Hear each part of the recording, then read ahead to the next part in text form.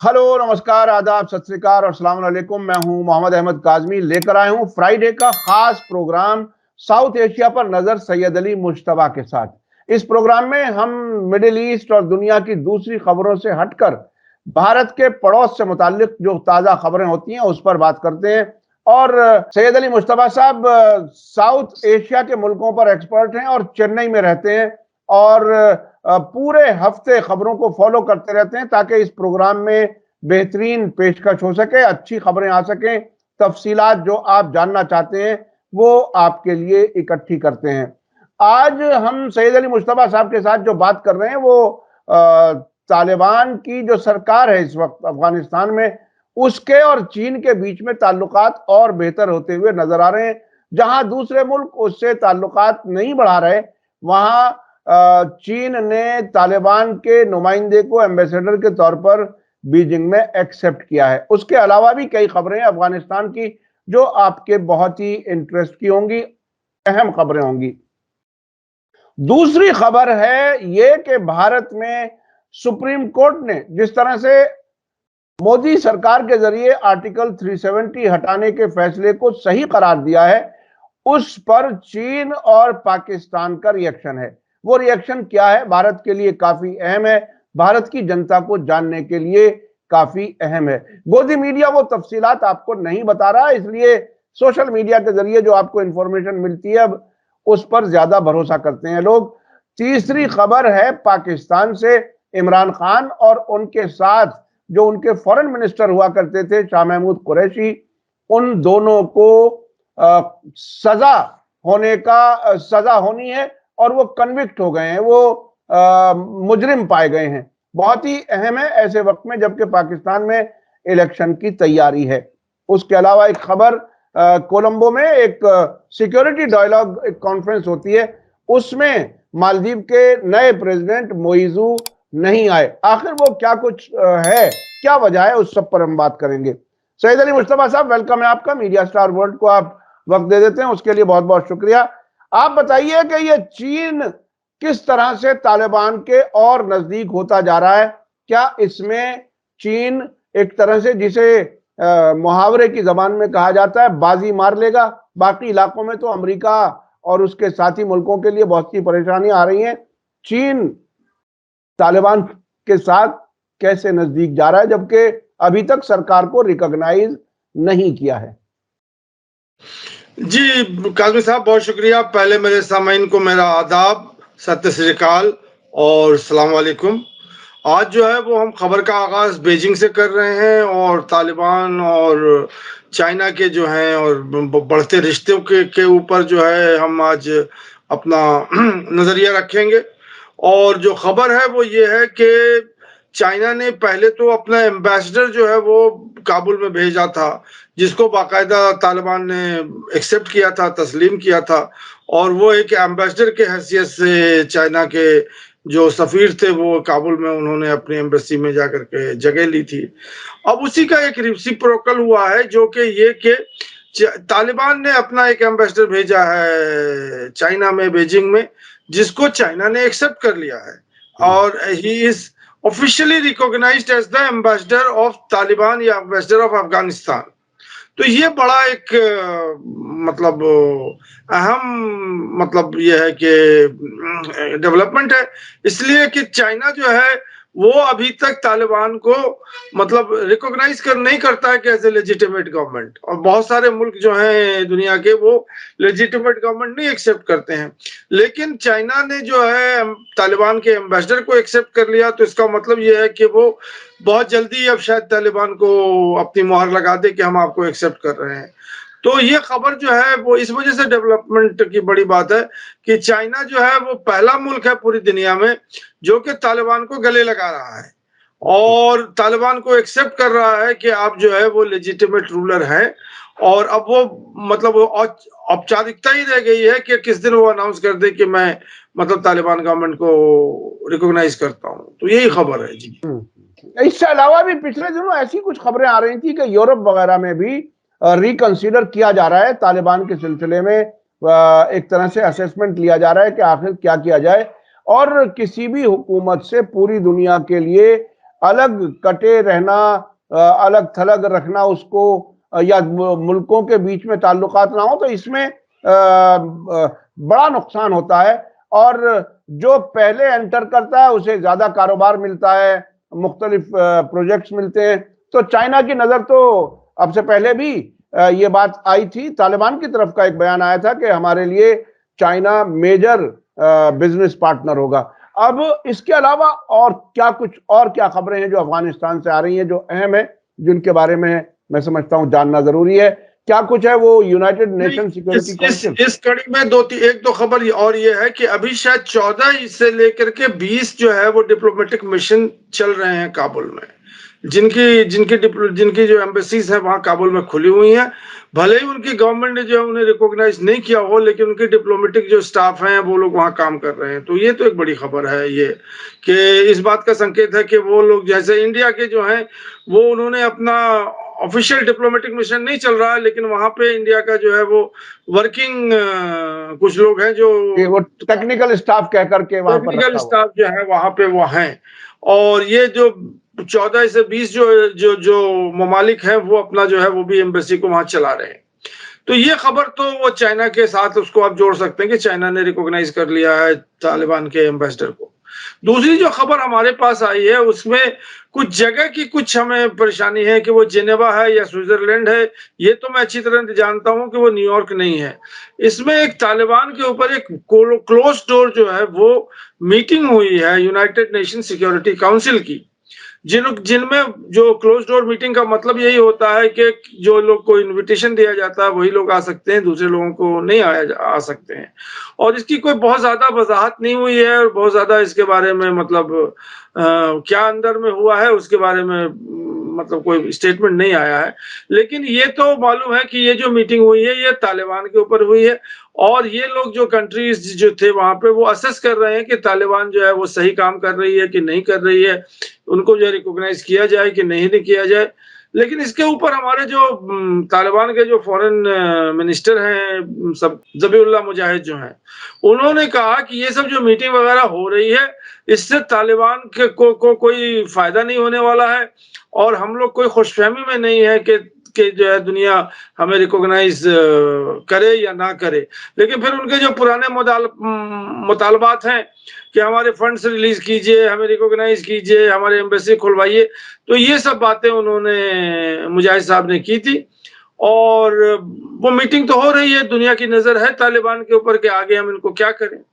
अच्छा, और सिराजुद्दीन हक्कानी के बारे में एक खबर थी कि वो ये क्या है? सिराजुद्दीन हक्कानी साहब जो हैं वो अभी डिफेंस मिनिस्टर हैं तालिबान के, और वही जो है जिनको कहते हैं कि वही स्ट्रॉन्ग आर्म जो है तालिबान के, क्योंकि जो जितने भी मिलिशिया हैं या फौज हैं या जो भी उनकी सिक्योरिटी है तालिबान की, उसके हेड सिराजुद्दीन हक्कानी है। अब सिराजुद्दीन हक्कानी जो है ये मतलब एक टेररिस्ट हुआ करते थे अमेरिका के नजर में, आज से मतलब 2 साल पहले, या जब अमेरिका उनसे वॉर करता था। इंडिया के लिए भी सिराजुद्दीन हक्कानी जो है वो मतलब एक टेररिस्ट है, इसलिए कि हक्कानी नेटवर्क चल रहा था कि वो पेशावर में भी उनका नेटवर्क है, कराची में भी नेटवर्क है। तो अभी जो खबर जो जिसपे हम लोग चर्चा कर रहे हैं कि सिराजुद्दीन हक्कानी का पासपोर्ट जो है, पहले डुअल पासपोर्ट हुआ करता था, बहुत से ममालिक में डुअल पासपोर्ट होता था, तो उनके पास पाकिस्तानी पासपोर्ट था जिससे वो दोहा जाते थे बातचीत करने के लिए आपके अमेरिकन जो रिप्रेजेंटेटिव है उससे से। तो अभी पाकिस्तान ने उनका जो पाकिस्तानी पासपोर्ट था उसको मनसूख कर दिया, उसको कहा कि अब आप पाकिस्तानी नहीं है, अब आप जो है अफगान कहिए। और अफगान का ये है कि वो पासपोर्ट उनका चलेगा नहीं, उसको जो है लेकर के वो कहीं जा नहीं सकते हैं, मतलब वो रिकॉग्नाइज ही नहीं है। तो खबर यही है कि हक्कानी साहब का, सिराजुद्दीन हक्कानी साहब का पासपोर्ट जो है पाकिस्तान ने रद्द कर दिया है। और वो अकेले नहीं है, बहुत सारे अभी जो टर्मोइल चल रहा है पाकिस्तान और अफगानिस्तान का, उसमें यह है कि उनको वापस भेज रहे हैं रिफ्यूजी को, और ये तो उसमें बहुत सारे लोग ये सारी कॉम्प्लेक्सिटी जो है वो इंडियन मीडिया जो नहीं दिखाती है। वो ये कह रही कि पाकिस्तान ने हक्कानी का जो है पासपोर्ट रद्द कर दिया। अरे पासपोर्ट रद्द किया तो पासपोर्ट दिया था किसने? और पहले क्या क्या क्या सूरत हाल थी जब ये अफगान का डायलॉग चल रहा था दोहा में, और ये बड़े कॉम्प्लेक्स इशू है। अमेरिका ने जो है तालिबान को खड़ा किया, अब कह रहे तालिबान टेररिस्ट हो गए, हक्कानी टेररिस्ट हो गए हैं। अरे हक्कानी तो वही कर रहे थे जो पाकिस्तान करवा रहा था या अमेरिका करवा रहा था। अब वो तालिबान में चले गए हैं तो वो सफेद पोश हो गए हैं क्या? तो ये कॉम्प्लेक्सिटी को लोग जो मीडिया वाले हैं वो नहीं समझते हैं कि ये क्या हो रहा है। अभी जो मैं इसको ये समझ रहा हूँ कि पाकिस्तान और अफगानिस्तान के रिश्ते जो हैं वो कशीदगी में आ गई है। तो अब पाकिस्तान नहीं चाहता है कि कोई भी अफगान नेशनल को हम अपने पासपोर्ट दें। पहले तो सारे अफगान नेशनल पाकिस्तानी हुआ करते थे क्योंकि अफगान पासपोर्ट चलता नहीं था, वो तो सब मतलब उनकी एम्बेसी वगैरह बंद थी। तो यही खबर है, ये मैं आपको समझाना चाह रहा था आपके चैनल ये बहुत ही अहम बात इसलिए भी है कि दोहा में जब काबुल में अशरफ गनी की सरकार थी तो तालिबान के साथ बातचीत करने के लिए अमरीकी नुमाइंदे ज़ल्मे खलीलजाद दोहा में मिलते थे और तालिबान के साथ बंद कमरे में क्लोज डोर मीटिंग करते थे।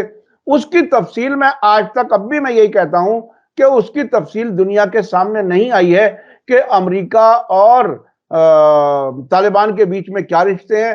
इतना स्मूथ ट्रांसफर ऑफ पावर जो हमने देखा 2020 अगस्त में 15 अगस्त में, वो एक गोली भी चले बगैर सेम डे सुबह सवेरे अशरफ गनी हेलीकॉप्टर से उड़ते हैं और सेम डे ही तालिबान के लोग प्रेसिडेंट हाउस में आ जाते हैं। इससे बेहतरीन अंडरस्टैंडिंग नजर नहीं आती ग्राउंड पर जिस तरह से हमने देखी है। बहरहाल ये एक अलग एक इशू है, फिर कभी हम बात करेंगे।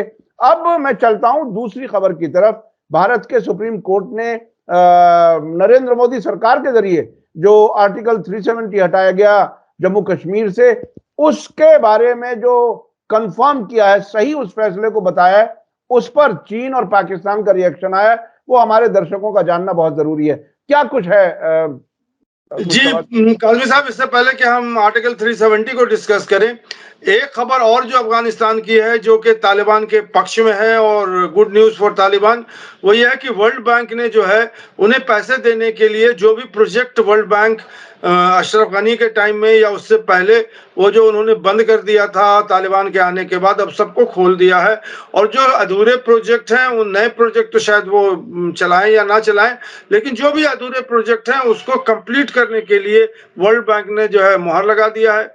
और फिर जो है हमारे मुजाहिद साहब जो हैं वो ये कह रहे हैं, सबकुल्ला मुजाहिद साहब जो हैं वो ये कह रहे हैं कि अब एशियन डेवलपमेंट बैंक को भी इसी लाइन पे चलना चाहिए और कि वो अपने सारे प्रोजेक्ट्स को जो है खोलें और हमें पैसे जो है वो मतलब फराहम करें और अपने प्रोजेक्ट को चलाएं। तो ये खबर भी बहुत इंपॉर्टेंट है, मतलब तालिबान के जो लोग हैं जिनको वॉच कर रहे हैं कि ये इनसे जो है उनकी आगे मतलब ये कि इनका रोड ब्लॉक नहीं हो रहा बल्कि इनका रोड का रास्ता जो है वो खुलता जा रहा है, वो आगे किसी न किसी तरह से बढ़ रहा है। अब आ जाइए आर्टिकल 370 पे। तो 370 का जो आर्टिकल है, मैं उसके बैकग्राउंड वगैरह पे नहीं जा रहा हूँ, उसका हमारा कोई स्कोप नहीं है। वो यहाँ पे ये है कि सुप्रीम कोर्ट ने जो नरेंद्र मोदी गवर्नमेंट ने जो 5 अगस्त 2019 को जो है आर्टिकल 370 को खत्म कर दिया था, उसको उन्होंने बहाल कर दिया, उसको इंडोर्स कर दिया है कि जो गवर्नमेंट का डिसीजन था 5 नवंबर 2019 का, वो सही है और आर्टिकल 370 जो है वो स्टैंड्स रिवोक्ड। अब इस पे जो है वो पाकिस्तान का रिएक्शन आया है और चाइना का रिएक्शन आया है। और पाकिस्तान का रिएक्शन तो वो नॉर्मल है जो कि मतलब इस तरह के सिचुएशन में होता है, वो पहले भी उन्होंने वही रिएक्शन किया था, अभी भी रिएक्शन कर रहे हैं। उनका कहना है कि इंडियन कोर्ट्स का और इंडिया पाकिस्तान और कश्मीर का डिस्प्यूट है, इससे कोई लेना देना नहीं है। और इंडियन जो कोर्ट ने फैसला किया, क्योंकि हम इंडियन कॉन्स्टिट्यूशन को मानते नहीं है, कोर्ट जो है वो इंडियन कॉन्स्टिट्यूशन को मानता है, तो इससे हमारे और इंडिया के जो कश्मीर इशू है या कश्मीर प्रॉब्लम है उसके अंदर कोई असर नहीं पड़ेगा। आप यूनिलैटरल कोई भी डिसीजन ले लें, उसका इंटरनेशनल रिलेशन पे कोई असर नहीं पड़ेगा। तो ये तो बिल्कुल एक्सपेक्टेड लाइन था पाकिस्तान का, और उनका ये कहना है पाकिस्तान वालों का कि आप आइए और डिस्प्यूट को सॉल्व कीजिए, इंडिया पाकिस्तान बैठे और कश्मीर के मसले को खोलिए और फिर उनसे जो है बातचीत कीजिए। लेकिन जो इसमें नोट करने की बात है वो ये है कि चाइना जो है वो 2 दिन से उसने स्टेटमेंट दिया है। उनकी खातून है फॉरेन अफेयर्स की, वो कल भी उन्होंने बोला था और अभी भी आज भी उन्होंने बोला है इसी मैटर पे। अब उनका ये कहना है कि वो आर्टिकल 370 जो इंडिया ने रिवोक कर दिया है उसको वो नहीं मानती है, और जो सुप्रीम कोर्ट ने जो मतलब ऑर्डर दिया है या जो जजमेंट पास किया उसको भी नहीं मानती है। अब उन्होंने एक नया सवाल जो है वो उठा दिया है। उनका ये कहना है कि जो पूरा तिब्बत लद्दाख का एरिया है वो हमारा वेस्टर्न चाइना है। ये नई बात उन्होंने लिखाई है। और हम इंडिया जो उसको यूनियन टेरिटरी ऑफ लद्दाख जो बना दिया उसको हम नहीं मानते हैं। ये हमारा टेरिटोरियल डिस्प्यूट है और वो डिस्प्यूट जो है वो जब तक नहीं सॉल्व होगा तब तक लद्दाख को हम जो है मतलब अपना ही हिस्सा मानेंगे। और सुप्रीम कोर्ट के कहने से या सुप्रीम कोर्ट के मतलब फैसले से हमें कुछ नहीं मतलब असर हाँ, पड़ता उसको वो एक्नॉलेज नहीं करते, सही नहीं मानते। और इसका मतलब ये है कि जो कुछ लद्दाख में उन्होंने इंकर्जन किया हुआ है, जिस पर हमारे यहाँ के मीडिया ने, कुछ मीडिया के लोगों ने हिम्मत करके बताया था कि शायद सैकड़ों किलोमीटर जगह है जो चीन के हाथ में है। हमारे मोदी जी कहते हैं कि ना कोई आया ना कोई घुसपैठ किया, लेकिन अब वो उस दावे पर और मजबूती से अपनी बात रख रहे हैं। और पूरे लद्दाख का मतलब तो बहुत कुछ होता है साहब, इसमें करगिल और लेह और ये सब आता है, तो उस सब पे नजर है चाइना की। ये बहरहाल भारत के लिए कंसर्न का मामला है। अब भारत सरकार क्या जवाब देगी वो तो आने वाला वक्त बताएगा। अच्छा, मैं चलना चाहता हूं पाकिस्तान की पॉलिटिक्स पर। वो क्या कुछ है, इमरान खान को दिन ब दिन घेरने की कोशिश हो रही है कि वो इलेक्शन ना लड़ पाए। आप कैसे देख रहे हैं? जी, मैं अभी आपने मुझे अभी लद्दाख के ऊपर जरा छेड़ दिया तो एक दो लाइन और छोड़ मैं आपको बता दूं कि हमारे अमित शाह ने जब 2019 में जब उन्होंने मतलब वो आर्टिकल 370 को जो है उन्होंने रिवोक किया था और ये किया था, उसके बाद भी उन्होंने दो स्टेटमेंट दिए थे कि अक्सर चीन जो है वो भारत का अटूट अंग है और वो हम वहां से उनको जो है अक्सर चीन को लिबरेट कराएंगे और भारत में उसको लाके मिला देंगे। अक्सर चीन की तो हैसियत आप जानते हैं, वो चाइना का रोड है जो कि चाइना से और तिब्बत से जोड़ता है और चाइना ने सारी अपनी मतलब क्या कहते हैं सिक्योरिटी बना ली है कि कोई भारत का जो है वो परिंदा भी नहीं उसके ऊपर सर मार सकता है अक्सर चीन के ऊपर। लेकिन अमित शाह ने जो है वो अपना जो उसका स्टेटमेंट है कोई भड़काऊ भाषण जो उन्होंने दे दिया है, लेकिन वो रियलिटी नहीं जानते हैं। लेकिन अब रियलिटी में ये है कि अब अक्सर चीन जो है उनके उनके जो फरिश्त में जो है वो बिल्कुल नीचे आ गया। उसके बाद से मालूम नहीं क्या हुआ, वो अक्सर चीन की बात नहीं करते हैं। और अभी भी जब आर्टिकल 370 को इंडोर्स किया गया था बाय सुप्रीम कोर्ट तो उसमें भी उन्होंने कोई अक्सर चीन का ऊपर कोई रिएक्शन नहीं दिया है। लेकिन अब बार बार उठ रही है बात वो पीओके को मैं अखंड भारत में और इंडिया को मिलाना चाह रहा हूं। तो ये सब चीजें जो हैं जो मतलब पॉलिटिशियन हैं और ये हैं वो बोलते रहते हैं। तो हम लोगों को इस पे नजर रखना चाहिए, इसको समझना चाहिए। अब आ जाइए पाकिस्तान के ऊपर। तो पाकिस्तान का किस्सा यही है कि अब इमरान खान दूसरे केस में सजा याफ्ता हो गए हैं, जिसका केस का नाम है साइफर केस। साइफर केस ये है कि वो डिप्लोमेटिक केबल था जो कि पाकिस्तान के एम्बेसडर ने भेजा था। इमरान खान जब प्राइम मिनिस्टर थे तो पाकिस्तान ने भेजा था, जिसमें उन्होंने जो एम्बेसडर थे पाकिस्तान के, उन्होंने कहा था कि अमेरिका साजिश कर रहा है इमरान खान को हटाने के लिए और उनकी गवर्नमेंट को जो है गिराने के लिए। अब इमरान खान ने जो है उस केबल का एक कॉपी जो है प्रिंट आउट निकाल करके पूरे जो है अपने जो उनका मजमा होता है पॉलिटिकल रैली, उसमें उन्होंने वेव किया था वो कागज। तो वो कागज जो है वो एक कॉन्फिडेंशियल डॉक्यूमेंट होता है फॉरेन अफेयर्स का, जिसको कोई भी पॉलिटिशियन को इजाजत नहीं है कि वो उसको मतलब मंजर आम पे ला सके। इमरान खान ने वो जुर्रत की थी और उसके साथ साथ महमूद शाह कुरैशी के फॉरेन मिनिस्टर थे वहां के, वो भी थे। अब ये केस चला, उसमें इमरान खान ने कहा कि हम इमरान खान के जो वकील हैं और इमरान खान का जो मौकिफ है कि हमने कोई सजा मतलब कोई भी हमने जुर्म नहीं किया है, ये जो डिप्लोमेटिक केबल को हमने दिखाया है और उसके बाद किया है। तो उन्होंने वो प्लीड नॉट गिल्टी उनकी तरफ से। लेकिन जो जो जो वहां के जज हैं और जो केस सुन रहे हैं और जो मतलब बैठे हुए हैं मतलब फैसले की तरफ, तो उस पे उन्होंने मतलब उनको सजा दे दिया है। सजा जो है वो शायद कल के बारे में बता रहे हैं कि कल वो सजा जो है सुनाया जाएगा। तो अब ये हमें धीरे धीरे लग रहा है कि अब इमरान खान जो है वो इलेक्शन से बाहर ही बाहर हो रहे हैं, क्योंकि अब दो केस में सजा हो गया है। तो सजा याफ्ता आदमी तो इलेक्शन लड़ नहीं सकता, तो ये तो इलेक्शन नहीं लड़ेंगे। ये पूरी साजिश जो है इसी की हो रही है। तो इसमें क्या वो यानी उनका एक तरह से एंटी अमेरिका माहौल बनाना उनके लिए बहुत महंगा पड़ गया है। आप किस तरह से देख रहे हैं? यानी देखिए, ऐसा लगता है, मेरा अपना तज्जिया है, शायद मैं गलत हूं, कि जब सन 47 के बाद में जब ये मुल्क तकसीम हुआ तो भारत सोवियत यूनियन की तरफ और अमेरिका की तरफ पाकिस्तान, ये रुझान रहा बहुत लंबे अरसे तक। लेकिन बाद में भारत भी, जब सोवियत यूनियन गिर गया, तब भारत भी अमेरिका के खेमे में चला गया। तो तकरीबन जिस तरह से बहुत गहराई से पाकिस्तान के मामले में अमेरिका मुदाखलत करता है, शायद अभी भारत में उससे कम है। मैं उसकी मिसाल ऐसे देता हूं कि एक जलती हुई ट्रेन है जिसमें आगे वाले डब्बे में आग लगी है, पीछे वाले में भी लग सकती है। अमेरिका जिस मुल्क में भी दोस्त के तौर पर आता है, वहां का कोई भला नहीं करता। अब आपको क्या लगता है कि क्या पाकिस्तान में बिल्कुल अमेरिका की मर्जी की ही सरकार बनेगी? उस भीड़ का क्या होगा जो इमरान खान की तकरीरें सुनने के लिए आधी आधी रात को इस्लामाबाद में, कराची में, फैसलाबाद में, हर जगह नजर आ रहे थे?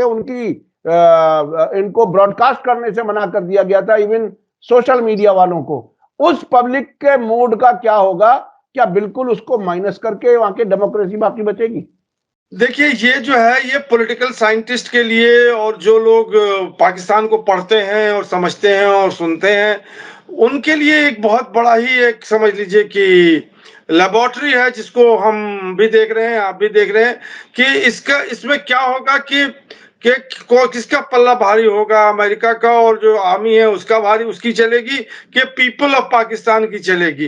ये जो खेल है, ये खेल इलेक्शन की तरफ ही ले जा रहा है हमें, और वहीं जाकर के ये खत्म होगा।